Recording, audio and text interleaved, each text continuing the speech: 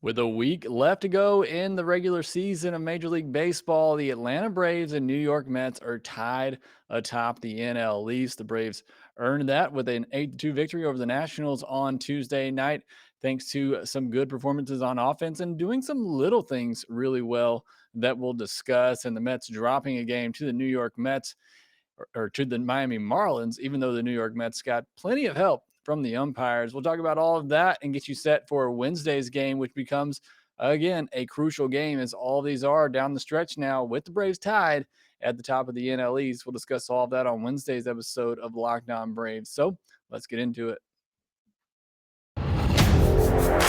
You are Locked On Braves, your daily Atlanta Braves podcast. Part of the Locked On Podcast Network, your team every day.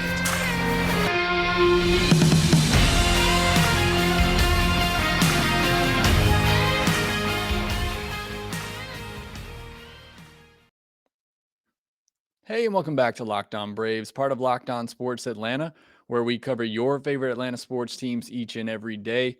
I am your host, Jake Mastroianni. You can follow me on Twitter at shortstopball and check out my bio there to see everywhere I'm covering the game of baseball, including the Atlanta Braves in written form over at tomahawktake.com, where I'm the co-editor. Also, make sure you follow the podcast on Twitter at LockedOn_Braves. Send in any questions, comments, or feedback that you have for the podcast. Subscribe to us on YouTube and hit that thumbs up button and that notification bell to help support the show. And thanks for making Locked On Braves your first listen every day. We post episodes daily, 5 days a week, Monday through Friday, and are free and available on all platforms. On today's podcast, we're going to be recapping Tuesday's win over the Washington Nationals, talking about the Mets and their defeat.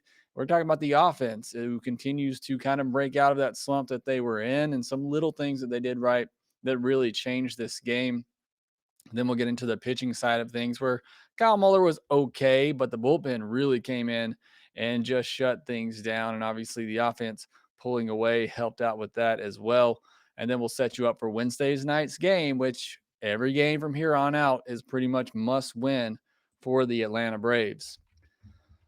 On Tuesday night, it was Kyle Muller on the mound. Like I said, was a solid start, but I want to talk about the offense first. I usually start with the pitching, but I want to start with the offense because they've really broken out of this little slump that they were in. Really is about a 12-game slide, a 2-week stretch for this offense where they just really weren't good. And starting Saturday in Philadelphia now, 4 games in a row, they've really started to turn things back up. On Tuesday, 8 runs on 10 hits, 3 walks, 8 strikeouts.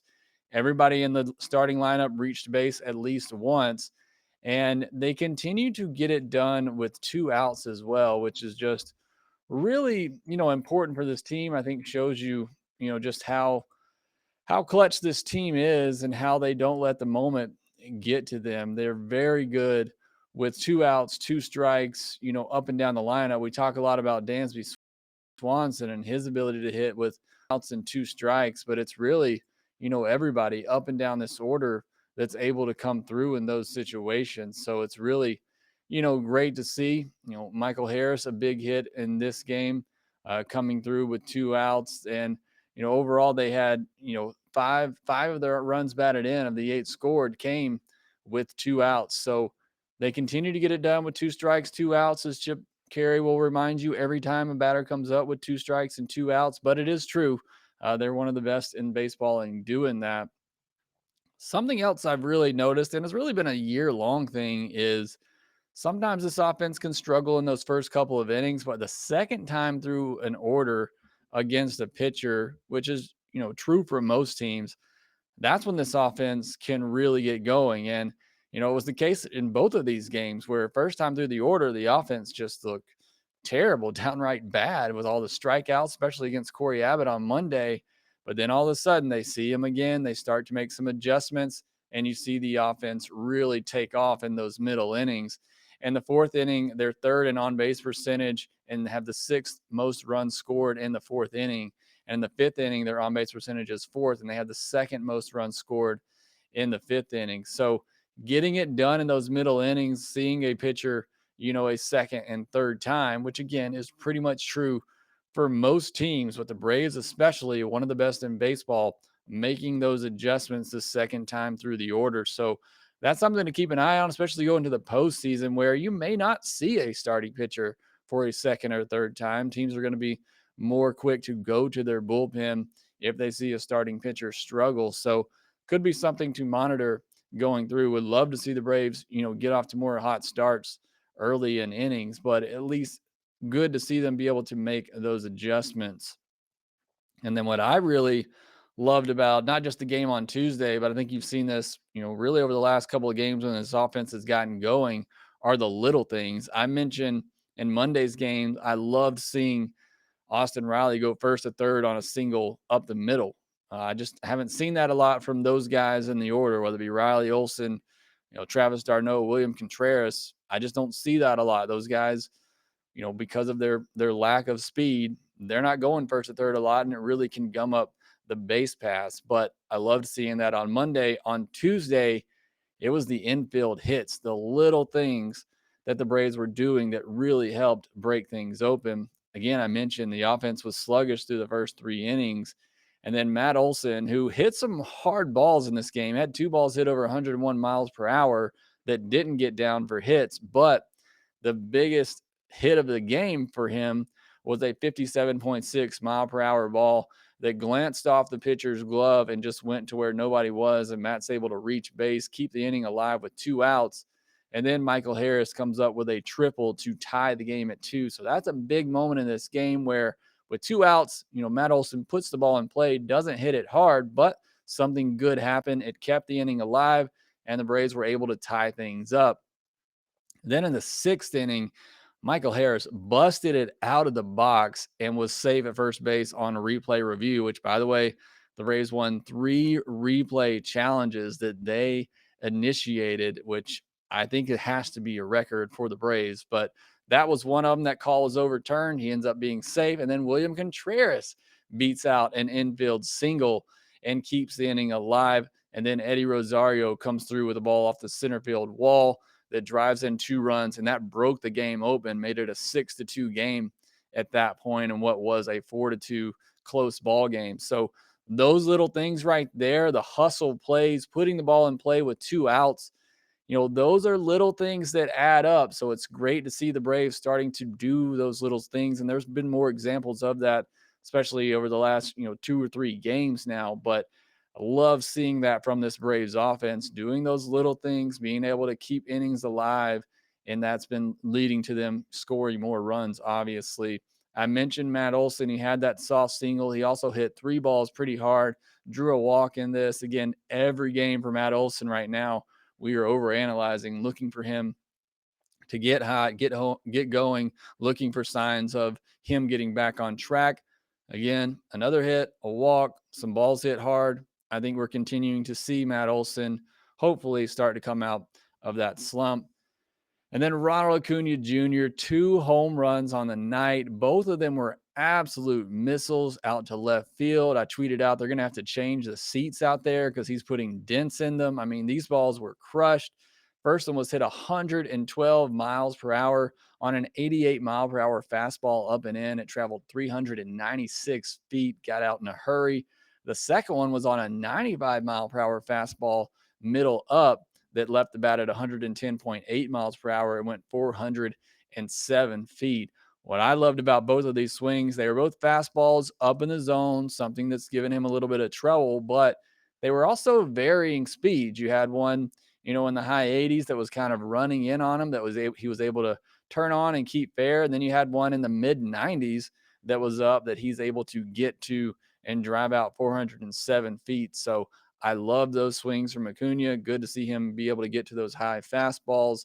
4 home runs now in his last 9 games played.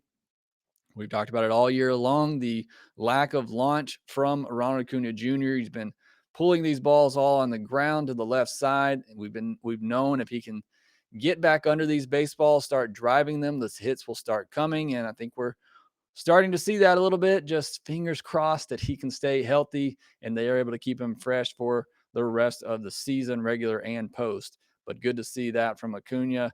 And then Arcia homers again. He's homered in 5 straight games at Nationals Park in which he's gotten an at bat. He has 5 home runs and 21 at bats at Nats Park this week. So I don't know if that was part of the game plan for Brian Snitker, that he knows how good Orlando Arcia has hit there this year, so he's throwing him in the lineup, or whether or not he's just giving him a chance over Vaughn Grissom, who has struggled. But Orlando Arcia is certainly taking advantage of the moment in this series with a couple of home runs and another one on Tuesday night. So the offense gets it done. Kyle Muller did just enough, not his best outing, but he was able to keep the Braves in the game and then turn it over to that bullpen, which has been fantastic. We'll talk about that next. Summer's winding down. The nights are getting longer. But the breeze isn't the only thing that's getting stiff. That's right. This episode is sponsored by BlueChew. Guys, we all know that confidence can take you far in life, and it's especially true in the bedroom when it's time to step up to the plate. That's where BlueChew comes in. BlueChew is a unique service online that delivers the same active ingredients as Viagra and Cialis, but in chewable tablets and at a fraction of the cost.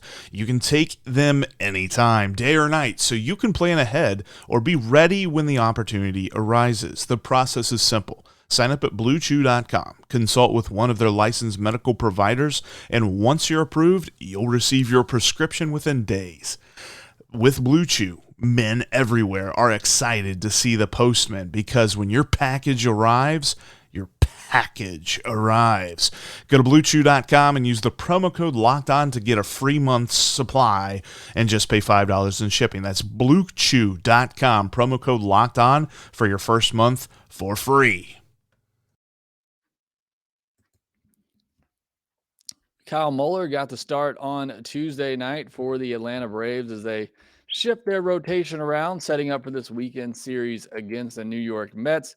You got Bryce Elder on Monday, who gave you a gem of a performance, a complete game shutout. Doesn't get much better than that. Kyle Muller on Tuesday night, not nearly as great of a performance, but I thought he did just fine. I thought he gave the Braves what they needed, going almost 5 innings, keeping the team in the game. His final stat line, 4 2/3 innings, 6 hits, 1 walk, which is nice to see. 2 earned runs, both of those coming in the first 2 innings, 4 strikeouts, 86 pitches, 8 swings and misses, 16 called strikes, 87.8 mile per hour average exit velocity, which is not bad at all. 16 hard hit balls on 16 balls put in play. Again, not bad. Average fastball velocity was down a tick. He was more so in the 93s, where we've seen him more in the 94 mile per hour range. So not sure if that's just the long season wearing on him a little bit. Like I said, coming in, he struggled a bit in August, but did notice that the fastball was down a little bit from where we've seen him in the past at the big league level. 2-out walk in the 5th inning ended his day.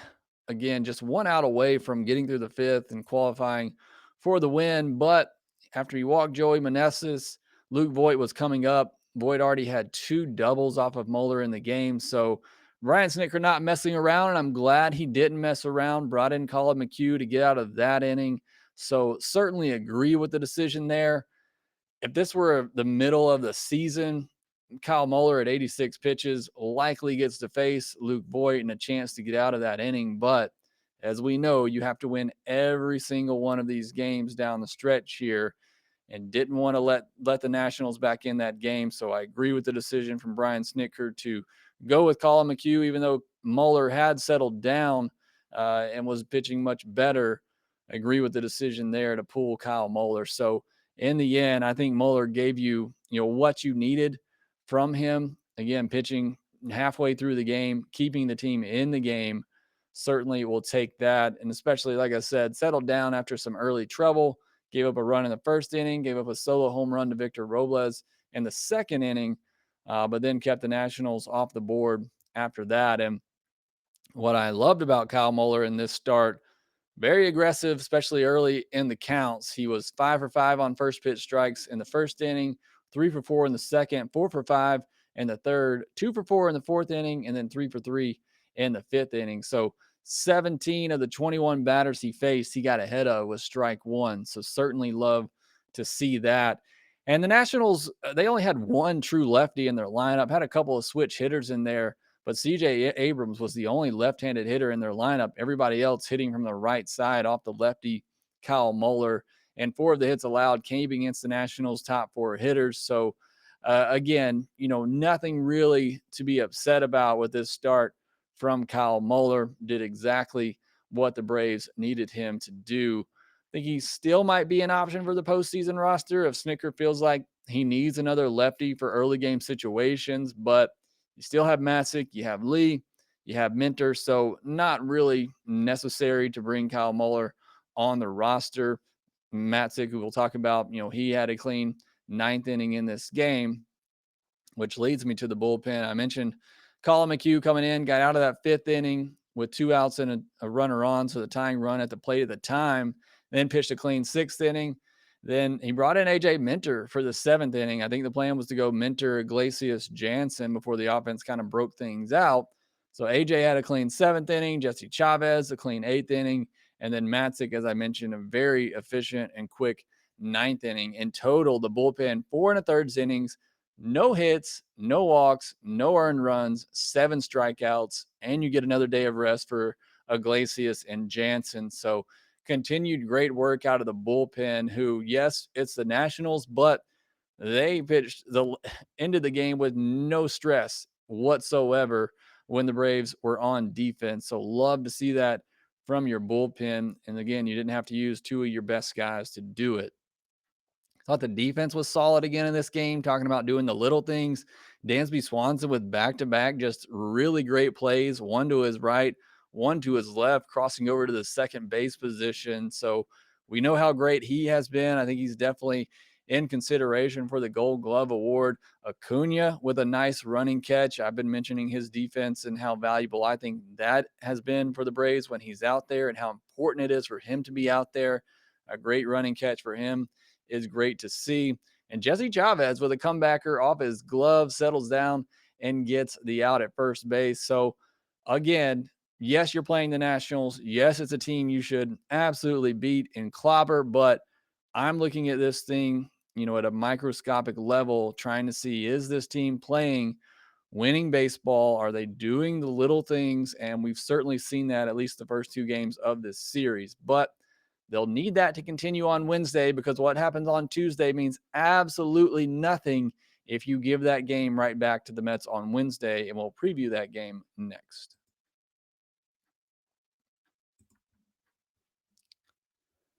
Before we get into Wednesday's matchup, I did want to talk about the weekend for just a second, because a lot of questions about what might happen this weekend with Hurricane Ian coming in.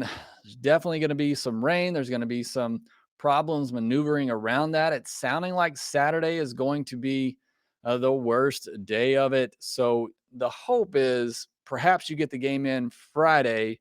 They're even talking about possibly moving that game up on Friday. It sounds like there's no discussions right now in terms of moving the series up to start on Thursday or changing locations. So from what we're hearing right now, we may not know until Friday. I'm sure they're going to let this hurricane play out and see what it looks like. But right now, it sounds like the series will remain in Atlanta. It sounds like the games will be played as scheduled right now, with potential of the game on Friday moving up. If things are as bad on Saturday as it sounds like, there's a potential to play a doubleheader on Sunday, or they could use that day in between the end of the regular season and the postseason. That to me is not ideal, because that's going to throw off the rotation for, whoever has to play in the wild card series. So, and really could throw you off for whoever plays in the division series. So I don't love that idea of having to play on that next Thursday, the Thursday before the postseason begins. So hopefully somehow they're able to get these series in this weekend. Fried scheduled to pitch on Friday. If they can at least get that game in, that means that he would get another start in the regular season if needed. If things get pushed back to Sunday and you play a doubleheader, it's likely Kyle Wright and Charlie Morton weren't going to get another start this season anyway. So that's not a huge deal, but hopefully they're able to get the series in this weekend at home at Truist Park. and nothing really affects that. Hate having to play, a double header for games that are so meaningful. But with the Braves evening the series, it gives them the opportunity now to go into that Mets series where they don't have to sweep it. As I've been talking about, you go into that series down a game, you pretty much got to sweep because the Mets hold a tiebreaker. So you can't finish the season even. And if the Braves sweep, they own the tiebreaker, but you got to sweep to do that. If the Mets just win one game, they win the season series and own that tiebreaker. So with the Braves pulling even, it affords them the ability to go into that series and lose one game and still be okay, come out of that series on top. Then you got to take care of business against the Marlins, who are giving the Mets a tough test right now, but still, that gives you the best case scenario. So, what happened on Tuesday is huge because you pull even with the Mets, but you got to follow that up with a win on Wednesday. And that could be difficult because the Braves are throwing Jake Odorizzi out there and they're going up against Josiah Gray, who's a good pitcher. He's had some success against the Braves in the past, and Jake Odorizzi has not had much success with the Braves in the past. So a lot riding on this game. You can't count on the Marlins to take down the Mets 2 games in a row. Them just winning one game was, big enough and help enough. And the Mets got plenty of help in that game. If you didn't see it, Marlins had a pitcher get 3 balks called after an infield single that allowed the Mets run to score. And oh, by the way, take a look at that umpire scorecard in that game as well.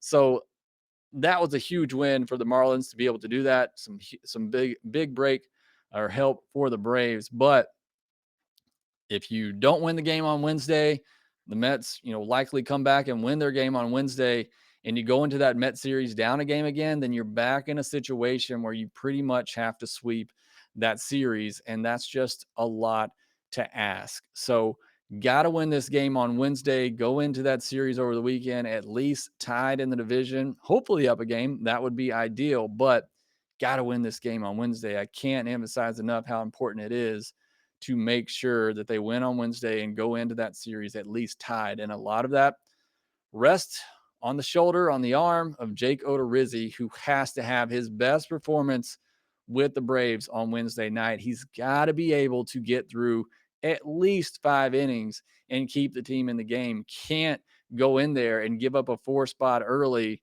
and just put this team behind the ball. You got to go in there and get through 5 innings. Do what Kyle Muller did, even get through four plus innings with 2 earned or less, and give this offense a chance to get going and hopefully put up another big number. So a lot of pressure on this offense as well. They may have to continue to score big numbers, and that's a lot to ask right now for an offense, again, going up against a good young pitcher in Josiah Gray. So I really hate that it's coming down to Jake Odorizzi right here in order to win this game, but the Braves need him to step up. They need a big start for him on Wednesday night. You have to win this game. You got to win pretty much every game the rest of the way. You can maybe afford to lose one game the rest of the way. That's just where the Braves are at right now. So you got to win this game on Wednesday. Jake Odorizzi has to step up. The offense has to continue to do what they've been doing. Get it done, go into that series against the Mets at least tied, and you give yourselves a really good chance of winning the NL East. That will do it for this episode of Lockdown Braves. Thanks for making Lockdown Braves your first listen of the day. Now go make your second listen, Lockdown MLB podcast, where MLB expert Paul Francis Sullivan brings humor, passion, and a unique perspective on every team, talking about the biggest stories from around the league. Again, thanks for listening. Be sure to follow us on Twitter at @LockedOn_Braves. You can follow me at @ShortstopBall. Also, make sure that you rate, review, and subscribe to the podcast wherever you get your podcast, and we will talk to you next time.